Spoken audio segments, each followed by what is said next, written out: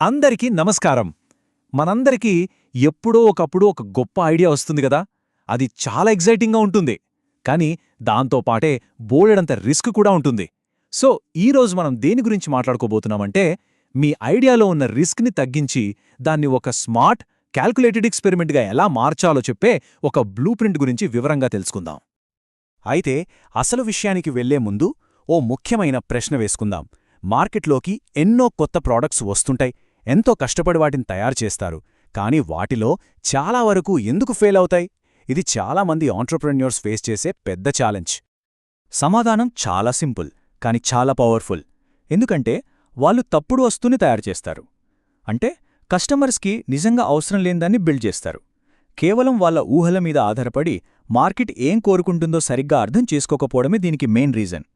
కానీ దీనికి ఒక మంచి సొల్యూషన్ ఉంది. అదే మినిమం వైయబుల్ ప్రోడక్ట్ లేదా ఎంవిపి గోల్ డాక్యుమెంట్. ఇది మీ ఐడియాకు ఒక బ్లూ ప్రింట్ లాంటిది. ఇంకా చెప్పాలంటే ఒక ఫ్లైట్ ప్లాన్ లాంటిదన్నమాట.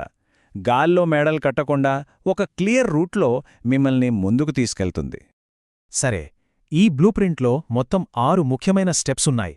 అవేంటంటే ప్రధాన లక్ష్యం, విజయానికి ప్రమాణాలు, స్కోప్ సెట్ చేసుకోవడం, మన దగ్గర ఉన్న వనరులు, వాస్తవాలు, కస్టమర్ ఫీడ్బ్యాక్ ప్లాన్, ఇంకా ఫైనల్గా నెక్స్ట్ ఏం చేయాలనే ప్లానింగ్. ఇప్పుడు ఒక్కో స్టెప్ని వివరంగా చూద్దాం. మన జర్నీలో first and most important step ఇదే, ప్రధాన లక్ష్యం. ఇది మన ప్రాజెక్ట్ మొత్తానికి ఫౌండేషన్ లాంటిది. అసలు మనం ఎందుకు ఈ పని చేస్తున్నామనే ప్రశ్నకు ఇదే సమాధానం. అసలు ఈ ప్రధాన లక్ష్యమంటే ఏంటి? సింపుల్గా చెప్పాలంటే, మనం ఏ కస్టమర్ని టార్గెట్ చేస్తున్నాం, వాళ్లకున్న ఏ మెయిన్ ప్రాబ్లంని సాల్వ్ చేస్తున్నాం, ఇంకా మన సొల్యూషన్ ఎందుకు స్పెషల్, ఈ 3 విషయాల్ని క్లియర్గా డిఫైన్ చేయడమే. ఇది మన ప్రాజెక్ట్కి ఒక నార్త్ స్టార్ లాగా దారి చూపిస్తుంది. ఫస్ట్ సొల్యూషన్ గురించి మర్చిపోండి. అసలు ప్రాబ్లం ఏంటి అని దానిమీద ఫోకస్ చేయాలి. సమస్యను ఎంత క్లియర్గా అర్థం చేసుకుంటే అంత మంచి సొల్యూషన్ వస్తుంది. మరి ఈ ప్రాబ్లం ఎవరికుంది? అందరికీ అని చెప్పడం చాలా ఈజీ, కానీ అది కరెక్ట్ కాదు. ఒక స్పెసిఫిక్ చిన్న కస్టమర్ గ్రూప్ని టార్గెట్ చేయడం చాలా ముఖ్యం. అప్పుడే మన ఎఫర్ట్స్ అన్నీ కరెక్ట్ డైరెక్షన్లో వెళ్తాయి. ఇక ఒక విషయం గుర్తుంచుకోవాలి. ఎంవిపి అంటే 10 రకాల ఫీచర్లు ఇవ్వడం కాదు. మనం కస్టమర్కి ఇస్తానంటున్న ఒకే ఒక మెయిన్ ప్రామిస్ని టెస్ట్ చేయడం. ఆ కీలకమైన ప్రామిస్ ఏంటో మనకు క్లారిటీ ఉండాలి. సరే, లక్ష్యమైతే క్లియర్గా ఉంది, కానీ మన ప్రయోగం సక్సెస్ అయ్యిందని ఎలా తెలుస్తుంది? ఇక్కడే వస్తుంది అసలు విషయం. మనం పని మొదలుపెట్టకముందే సక్సెస్ అంటే ఏంటో డిఫైన్ చేసుకోవాలి. అప్పుడే మన ప్రాజెక్ట్ ఒక ఐడియాలా కాకుండా కొలవగలిగే ఒక ఎక్స్పెరిమెంట్గా మారుతుంది.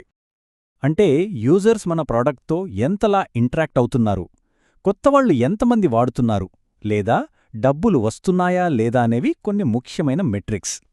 అన్నింటికన్నా ముఖ్యం, మనం ముందుకు వెళ్లాలా వద్దా అని డిసైడ్ అవడానికి ఒక క్లియర్ కట్ ఆఫ్ పాయింట్ పెట్టుకోవాలి. దాన్ని కనీస గీత అనుకోవచ్చు. ఇక నెక్స్ట్ స్టెప్, ఇది కొంచెం టఫ్, కానీ చాలా ముఖ్యం. అదే మన ప్రాడక్ట్ స్కోప్ని డిఫైన్ చేయడం. అంటే మన ఎంవిపిలో ఏ ఫీచర్లు ఉండాలి, ఏవి ఉండకూడదు అని ఒక లైన్ గీయడమన్నమాట. ఇక్కడ మనం చాలా క్లియర్గా ఉండాలి. ఒకవైపు మన మెయిన్ ఐడియాని టెస్ట్ చేయడానికి ఏవి ఖచ్చితంగా ఉండాలో ఆ తప్పనిసరి ఫీచర్లు ఉంటాయి. మరోవైపు మిగతావన్నీ ఉంటాయి. అవి ఎంత బాగున్నా సరే వాటిని ఉంటే బాగుంటాయి అనే కేటగిరీలో పడేయాలి. వాటిని ఫ్యూచర్ కోసం పక్కన పెట్టేయాలి. ఇది చాలా స్ట్రిక్ట్గా ప్రయారిటైజ్ చేయడం లాంటిది. ఇక్కడ మనం గుర్తుపెట్టుకోవాల్సిన విషయమేంటంటే, మనం యాడ్ చేసే ప్రతి తప్పనిసరి ఫీచర్ మనం టెస్ట్ చేయాలనుకుంటున్న ఒక ముఖ్యమైన అజంప్షన్కి లింక్ అయి ఉండాలి.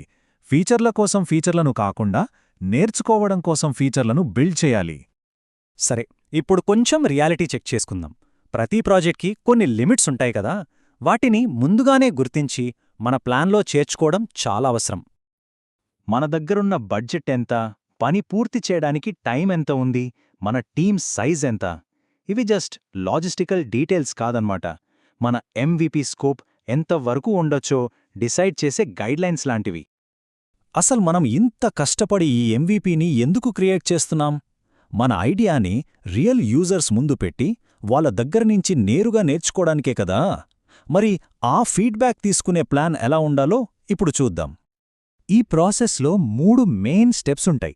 1, టెస్టింగ్ ఎలా చెయ్యాలి అంటే ప్రోటోటైప్ చూపిస్తామా, పైలట్ టెస్ట్ చేస్తామా, లేక బీటా టెస్ట్ పెడతామా అని డిసైడ్ అవ్వాలి. 2 ఎంతమంది యూజర్స్తో మాట్లాడితే సరిపోతుంది ఆ నంబర్ ఫిక్స్ చేసుకోవాలి. 3 వాళ్ల ఫీడ్బ్యాక్ని ఎలా కలెక్ట్ చెయ్యాలి, దానికి ఒక పద్ధతిని డిఫైన్ చేసుకోవాలి. ఈ మొత్తం ప్లానింగ్ ప్రాసెస్లోకెల్లా ఇదే అత్యంత పవర్ఫుల్ ప్రశ్న, మన ఎఫర్ట్స్ అన్నింటినీ ఒకే ఫోకస్లో పెట్టే ప్రశ్న. అదే ఈ ఎంవీపీ సాధించాల్సిన అత్యంత ముఖ్యమైన ఫలితమేమిటి? ఈ ఒక్కదానికి ఆన్సర్ దొరికితే మన దారి చాలా క్లియర్ అయిపోతుంది. గుర్తుంచుకోండి, ఎంవీపీ అనేది ఎండ్ పాయింట్ కాదు, అది కేవలం ఒక డిసిషన్ తీసుకోవడానికి స్టార్టింగ్ పాయింట్ మాత్రమే. సో టెస్ట్ తర్వాత ఏం చేయాలి అనేది కూడా మనం ముందే ప్లాన్ చేసుకోవాలి. ఎంవీపీ టెస్ట్ తర్వాత మన ముందు 2 దారులుంటాయి. ముందుగా వచ్చిన రిజల్ట్స్ని అనలైజ్ చేస్తాం. మన ప్రయోగం సక్సెస్ అయితే నెక్స్ట్ స్టేజ్ డెవలప్మెంట్కి వెళ్తాం. ఒకవేళ రిజల్ట్స్ అనుకున్నట్టు రాకపోతే అప్పుడు పివట్ చేస్తాం. అంటే మనం నేర్చుకున్న దాని ప్రకారం మన స్ట్రాటజీలో ఒక పెద్ద మార్పు చేస్తామన్నమాట. ఉదాహరణకి మన టార్గెట్ కస్టమర్ని మార్చడం లాంటిది. ఇక్కడ లక్ష్యం గెలవడం కాదు, నేర్చుకోవడం. సో ఫైనల్గా మనం అర్థం చేసుకోవాల్సిందేంటంటే, ఈ బ్లూ ప్రింట్ ప్రోడక్ట్ డెవలప్మెంట్ని లక్ మీద ఆధారపడిన ఒక గ్యాంబ్లింగ్లా కాకుండా, ఊహల బదులు ఫ్యాక్ట్స్తో నేర్చుకోవడం మీద ఆధారపడిన ఒక స్ట్రక్చర్డ్ ఎక్స్పెరిమెంట్గా మారుస్తుంది. ముగించే ముందు ఒక ఆఖరి ప్రశ్న, మీ నెక్స్ట్ బిగ్ ఐడియా అది కేవలం ఒక అంచనానా లేక ఒక పక్కా లెక్కలతో కూడిన ప్రయోగమా? దాన్ని ఒక జూదంగా మార్చాలా లేక ఒక ప్రయోగంగా మలచాలా అనేది మీ చేతుల్లోనే ఉంది.